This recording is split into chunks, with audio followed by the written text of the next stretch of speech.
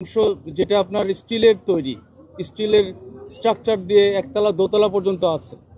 এখানে অনেক কম্বাসেবল ম্যাটেরিয়াল ছিল, মানে হ্যাজার্ডাস যে ম্যাটেরিয়াল এর লোডটা অনেক বেশি, মানে অকুপেন্সি লোডটা অনেক বেশি, যেটার জন্য আমাদের এত সময় লেগেছে।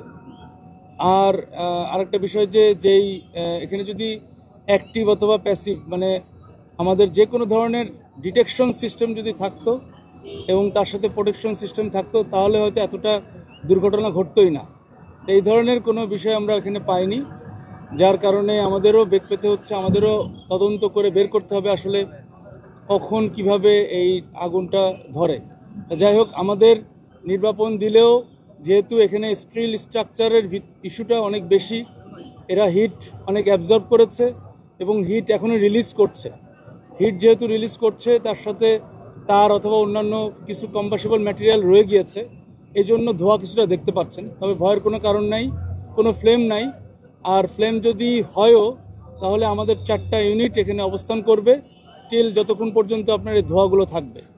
আশা করছি যে বড় ধরনের কোনো দুর্ঘটনা ঘটার সম্ভাবনা নাই বিধায় আমরা এটা নির্বাপন ঘোষণা করছি। একটা বিষয় সেটা হলো এক মিনিট বলছিলেন যে ভিতরটা বন্ধ করে নিতে হবে এই টাইমটা। ভিতরকার আপনি বলছিলেন যে আগুন লাগা মানে অ্যালার্ম সিস্টেমটা নাই এবং সেটা লাগার পর যে ডিটেকশন সিস্টেম দুটার একটাও নাই। তার মানে একটা আন্তর্জাতিক বিমানবন্দর, বাংলাদেশের প্রধান বিমানবন্দর, সেখানকার আমদানি কমপ্লেক্সের এই অবস্থা, আপনাদের সাজেশন কি? এবং এটা তো মানে নিরাপদ না আর কি, এটা কোনোভাবেই নিরাপদ না যে আগুন ডিটেক্ট করতেও পারছে না, সঙ্গে সঙ্গে পানি পড়ে যাওয়ার যে অপশনটা সেটাও নাই এখানে। মানে অ্যাক্টিভ এবং প্যাসিভ যে ডিটেকশন এবং প্রোটেকশন সিস্টেম, এটার কথা বলছি। তো এটা আপনার মানে বর্তমান অনুযায়ী আমরা সাজেশন দিচ্ছি যে এটা অবশ্যই বিল্ড আপ করতে হবে, এটা ব্যবস্থা নিতে হবে।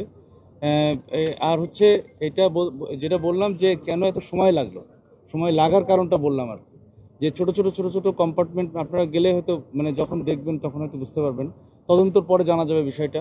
তবে এটা মানে খুব ছোট মানে ঘরের মতো করে ভিতরে এরকম ভাগ করা, বিভিন্ন মানে ভাগ করার কারণেই এটা হয়তো ভিতরে কেটে ঢুকতে হয়েছে আমাদের। এই স্টিলগুলো কেটে ঢোকাটা একটা বড় কষ্টসাধ্য বিষয় ছিল, এটা একটা ঝুঁকিও ছিল। আমাদের এই চ্যালেঞ্জটা আমরা মোকাবেলা করতে পেরেছি এবং সময় লেগেছে। এই কারণে আমাদের প্রথম দিকে যেহেতু আমরা যদি ভিতরে ঢুকতে পারতাম, মানে সিস্টেমেটিক যে প্রসেসটা থাকে সাধারণত, এক্সিট রুট, আপনার এসকেপ রুট, এইগুলো এখানে কম ছিল এবং এটা খুবই স্টোরটা। Immigration to Canada. We provide the best quality service and solution for Canada immigration. Please visit our website and contact for details.